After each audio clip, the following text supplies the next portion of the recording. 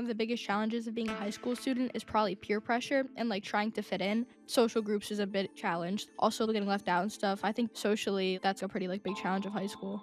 Vaping was not popular when I first became a student assistance counselor, so I saw everything change over. I can tell you firsthand, my family suffered the loss of a youngster through addiction, and it was a short period and a beautiful, intact family, right? Everything loving, all the things you would expect. Bob, in this episode of our Human Resilience podcast, we're meeting a crew that's fully focused on prevention, not treatment. As a parent of three teens, I know how fast paced their lives are, and that's only accelerated with the constant availability of devices at every turn. Combine cell phones with social media and 24/7 texting, and we're in an ongoing competition to focus their attention on things that really matter. Prevention, of course, has many benefits, from smarter, more self aware kids to improving the quality of their time and impacting life saving outcomes when it comes to educating them on how to manage tough situations with the right communications and tools. We're definitely doing something right with the Led by Tigger program. 94% of kids enrolled tell us that the program is helpful to them and has given them tools that they can use. Shell, addressing this issue is a natural fit for precisely what Goma Health does best, meeting people where they are and getting people to feel motivated, activated so they could develop and foster resilience. And we do it by engaging them via their mobile devices, their phones, via gamification, a fun way of question and response that teenagers can really relate to. And using our science called Behavioral RX, we custom code the care messages and we produce and deliver them that are individualized within the program based on students' preferences, where they're at, what they're interested in, what they're telling us. And thanks to the dedicated folks at the Tigger Stavola Foundation, this has proven to be a highly effective program in preventing driving under the influence and persuading kids not to take up vaping, among other dangerous behaviors. There are times in the world and life when a discovery changes how we do things. Hi, I'm Shelley Schoenfeld. Join me and my podcast partner, behavioral technologist Bob Gold, on this journey of discovery as we unfold a whole person health delivery science for people in need. Welcome to Human Resilience, changing the way healthcare is delivered. Today, we have the superintendent of schools, our favorite behavioral psychologist and regular contributor, Dr. Sue Zbikowski, Thomas Chemris, a student activities counselor, Nicole Catalano, a clinical counselor, and my colleague, Dina Cohen, a licensed drug and alcohol counselor, sitting at a roundtable with current high school students who are enrolled in what we call the Led by Tigger program, which is powered by Gomo Health. First of all, it's awesome to be here and part of this podcast and communication here.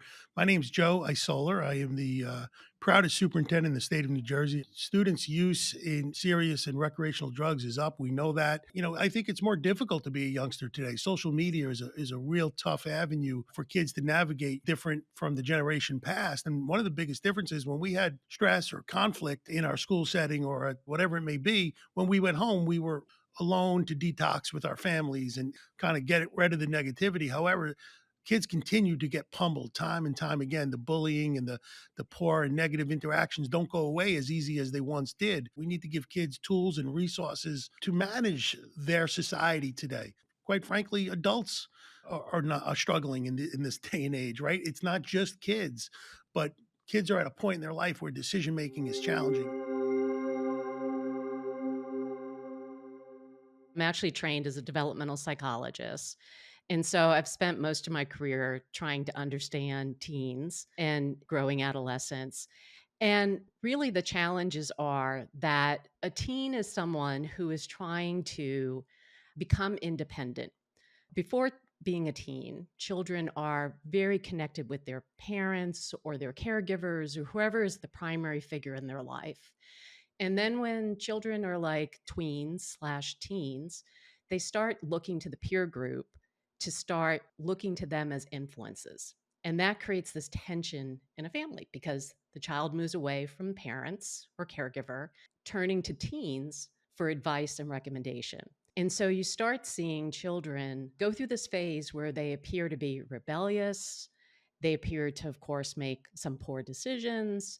That may be who they're hanging out with, the behaviors that they engage in, or the things that they're doing. But it is a natural process, believe it or not. And so that's something that can be very difficult for parents to accept, especially as parents are trying to navigate how to be successful.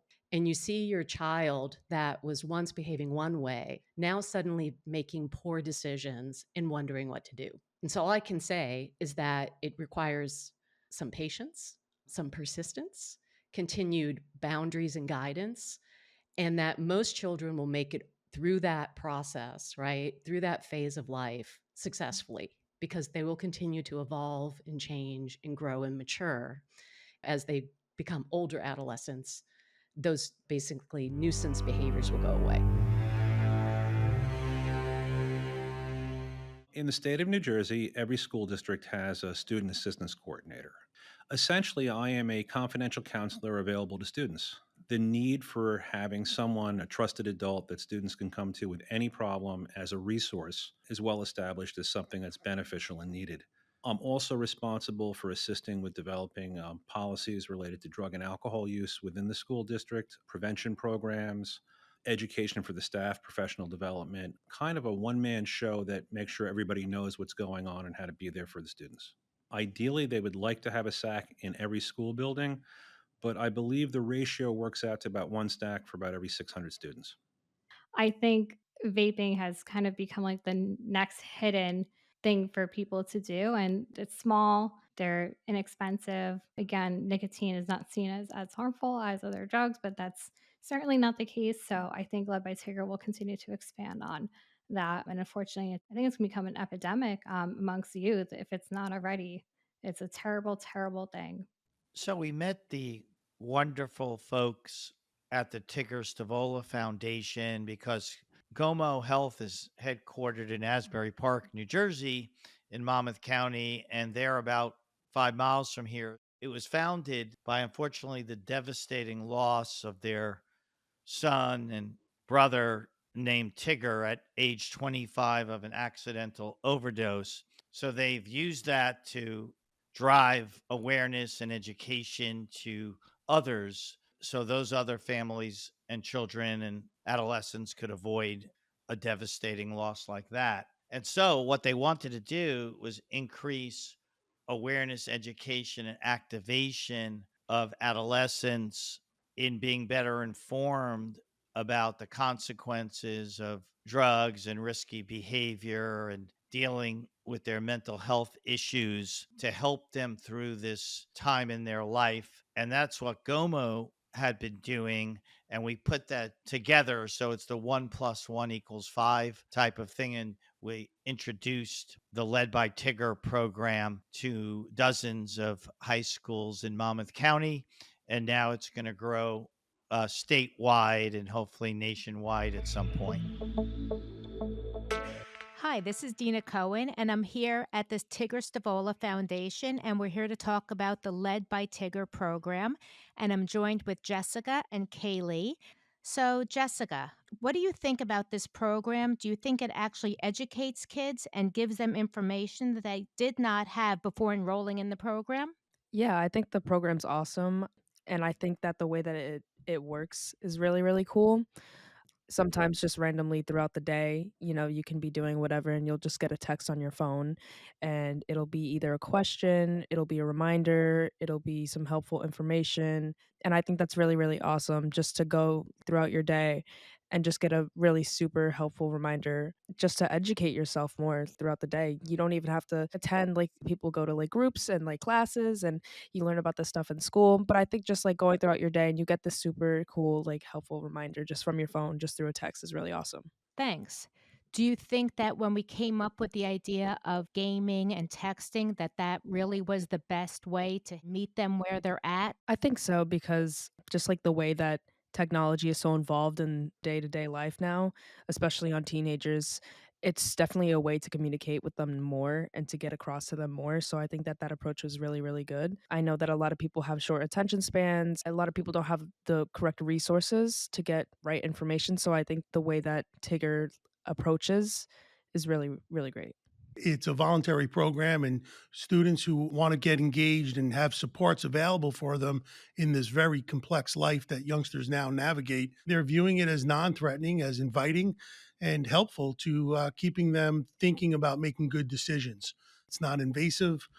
So we're really proud of that work. So look, there's got to be trust. We want these students to feel like it's theirs and there's ownership to that. But we understand parallel to that, that parental involvement is also key. But I think the students are feeling like it's theirs and they have ownership to that. And I think that's critically important. These are young adults that are able to make tragic decisions, quite frankly. And the fact that they're willing to engage with this program is saying that they're taking that first step to being responsible adults. And that's the game here. That's the win, right? So if we can do that, we're going to take great pride in that. And like I said, grow that program out.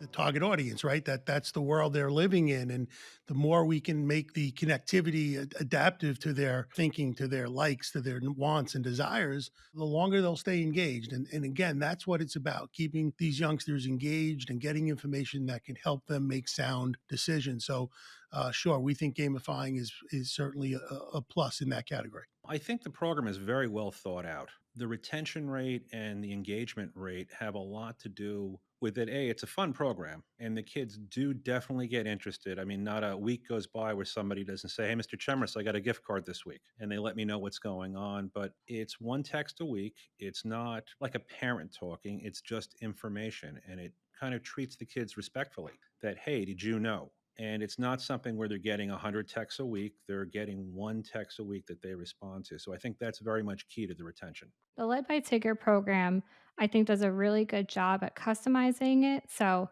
you have your name in the messages, which I think is very personable. You pick the day and time that you want the messages. So if you want them at 9 a.m. on a Friday like me, or if you want them later at night for a young person, you can do that. And it's not too intrusive. You get them once a week, you participate, it's light, there's information, it's not negative, where I think a lot of stigma comes around with drug prevention and education. It's just very, hey, did you know this? If you did, great. If you didn't, that's okay too. It's very friendly, I think, in that way.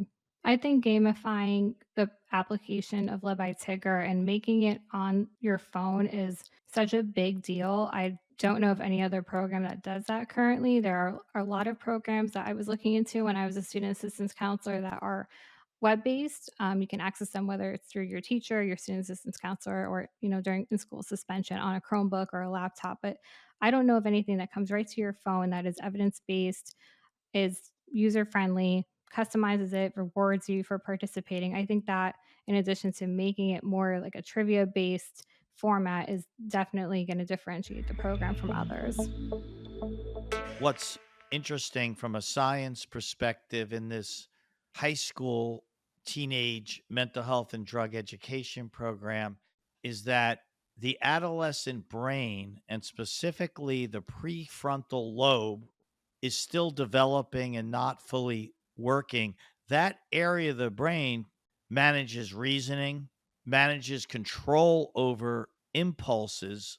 And again, it's not fully developed in teens. And that's why many times they feel invincible. And because of that, they're more susceptible to peer pressure and risky behaviors, because that area of the brain in reasoning, and what they call that area, it's dubbed the area of sober second thought, is not fully working. So they don't always equate it's a bad idea to drink alcohol and drive, or that part of the brain may ignore the consequences of using heroin. So, what teenagers need help with is a program that develops some of the logic that they need to help them manage control over impulses and make decisions that are smarter and better for themselves.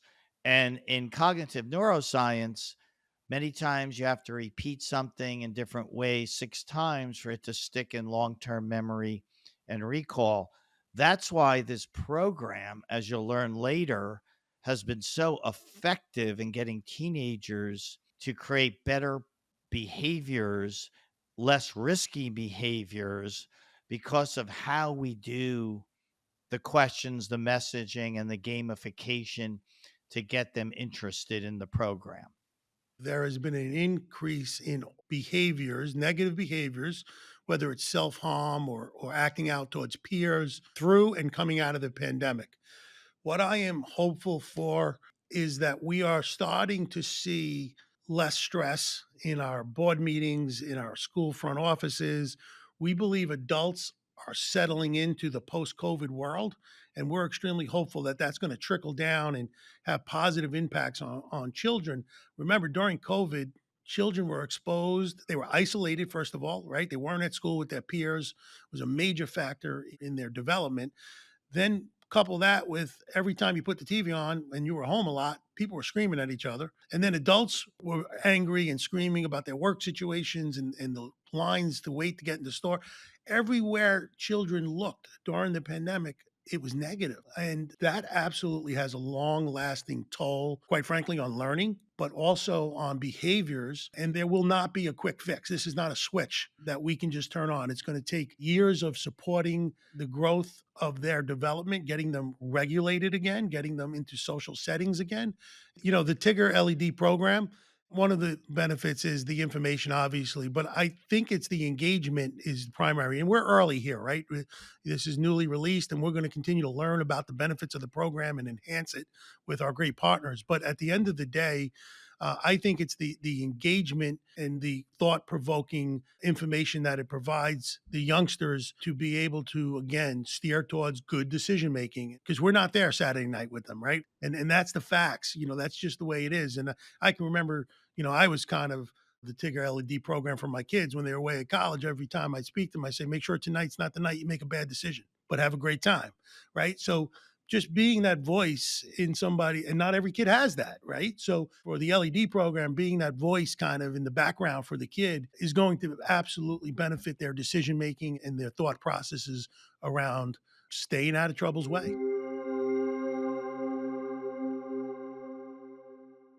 Hi, it's Dina. I'm back again. We're at the Tigger Stavola Foundation talking about the Led by Tigger program, and I'm here with Kaylee now. Hi, Kaylee. Thanks for joining us. Hi, of course. So, back to the Led by Tigger program, I want to talk to you about being in the program. Before enrolling in this program, did you know about the Good Samaritan law? And now that you know about it, are you more inclined to call 911 if your friend overdosed? So, let's get back to the first part of the question. Did you know about the Good Samaritan law? I actually had no clue about it, and I didn't know it was a thing, but now that I know it's a thing, I think that's such, like, a helpful thing to use because if kids are hanging out at a party or something and someone overdoses or passes out from, like, too much consumption of a drug, then I feel like a kid their friend wouldn't wanna call because they're like, "Oh, we'll all get in trouble, cops will come, party will get busted," but now that they can't get arrested, that's a really good law to have in place. And do you feel like your friends feel the same way, that they're less scared now? Yeah, I think they totally would feel the same way about the law. It's very helpful and useful. So no one was even aware of this before getting the messages that informed you and educated you about this Good Samaritan law.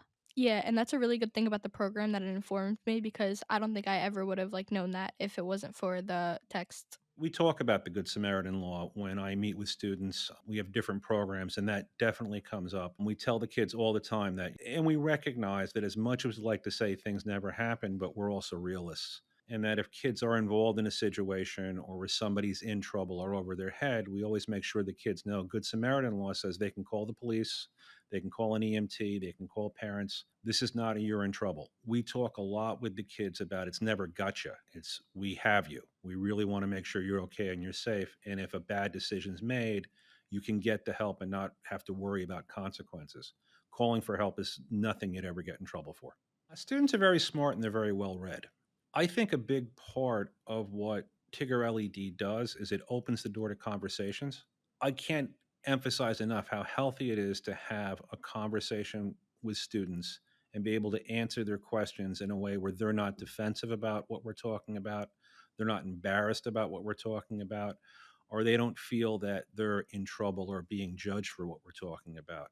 And I think programs like Tigger LED open the door to those conversations. It makes it okay to have these talks. Really tries to break down the barriers of not having that We know what the kids do and they don't want us to know. And that whole game playing, it's a community and everybody needs to have adult conversations about adult things. I think the gamifying from Gomo Health and Tigger LED is effective because I think it meets the students where they are. I don't think of worlds electronically. I mean, I use a cell phone and things like that, but I'm not connected to mine the way students are today. That is their lifeline. It meets them where they're at, and I think the kids relate to it. And again, it's almost like it's a trusted thing for them.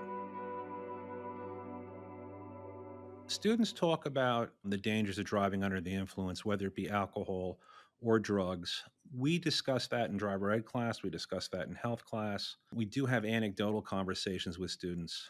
Again, we're in a very rural area, so it's not like there's taxis, there's buses.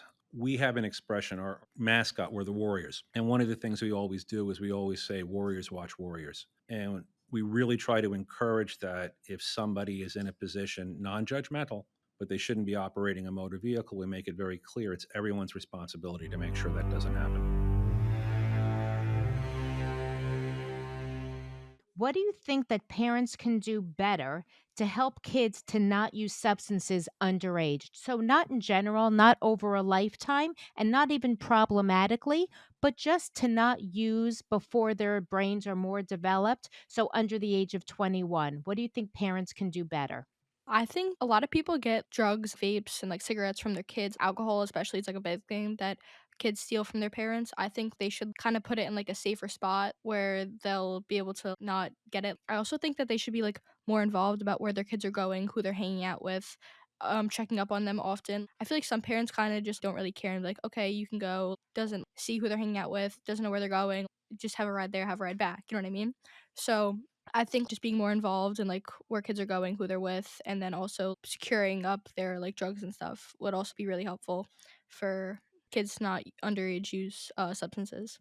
That was a great answer. So you're giving me kind of two answers. So on one end, it would help if parents were more educated. So we have some parents that are signed up for this program, so they're getting the education themselves. So in that case, that would help that the parents are getting these helpful educational messages. But then you have a whole nother group of parents that even with the education, it wouldn't make a difference because those parents either don't care or a lot of cases, maybe parents are overwhelmed. They're so busy. Maybe they're working second jobs, third jobs, and they're overwhelmed. So they can't keep track of where their kids are and everything else. So there's a lot going on, but your answers are very insightful. Again, the LED program is absolutely an effective tool in our early stages. We feel really confident in that. Over time, we'll be able to gather more data and continue to track that. And the retention rate speaks to that, right? 99% retention rate speaks to the fact that children and youngsters are utilizing it and they're good with it. They're right because the delete button's easy for kids today, right? They don't have to go back. There's no mandate for them to be receiving and using the information. So the fact that we're seeing in the early portion of the release here good retention rate, that tells me that it's going to benefit them as they move forward and they will continue to use this to make the good decision as we've mentioned. Parenting is challenging, right? And we don't want to be judgmental. And I think that's really an important thing when we talk about mental health and supporting students or staying clear of addictions and things of that nature. We have to build relationships and parental and child, that relation is so pivotal to the success of a youngster. And I don't stand in judgment of anything that happened in my family.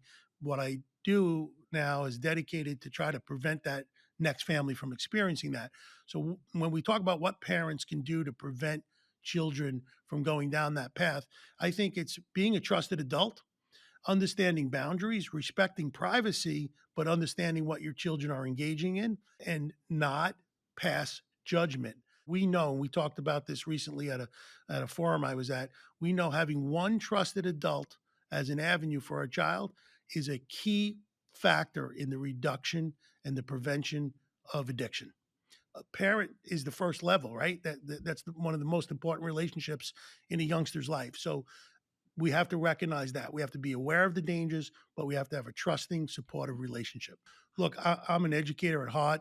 I believe it is it was a calling of mine. But we saw what education did for teen pregnancy, right?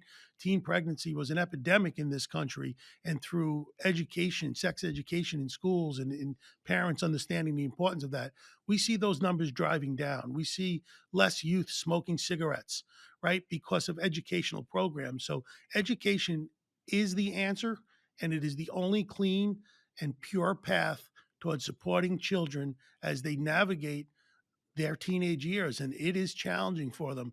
But we know this, that if they have the understanding of the dangers and they know the pitfalls and what, addiction looks like, we can steer more and more youngsters away from that path.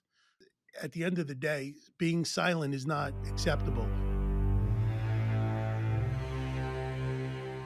Shelby, as the New Jersey Lottery says, you have to be in it to win it.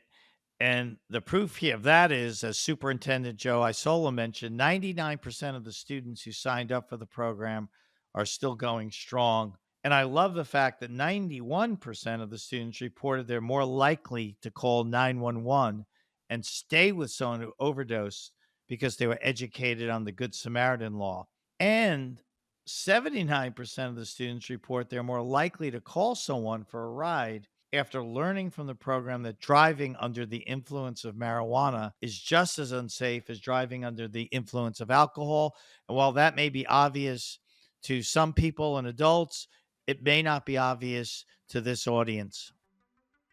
Bob, how great is it that 80% of students in the program would recommend the program to friends? Everyone we've talked with is excited to see this program expanded across the entire state of New Jersey and beyond. The kids have told us that the content they like best and feel most comfortable with is what comes to them as trivia, fun facts, and gamification. This program is on the money, just like the New Jersey Lotto, Bob, because it connects with kids using channels they're pulled to and using them in a positive, productive way. We can't say enough about the Led by Tigger program and all it's done to help kids across the state. On behalf of Bob Gold and myself, thank you all for listening to this episode about teen prevention in our podcast series, Human Resilience, Changing the Way Healthcare is Delivered.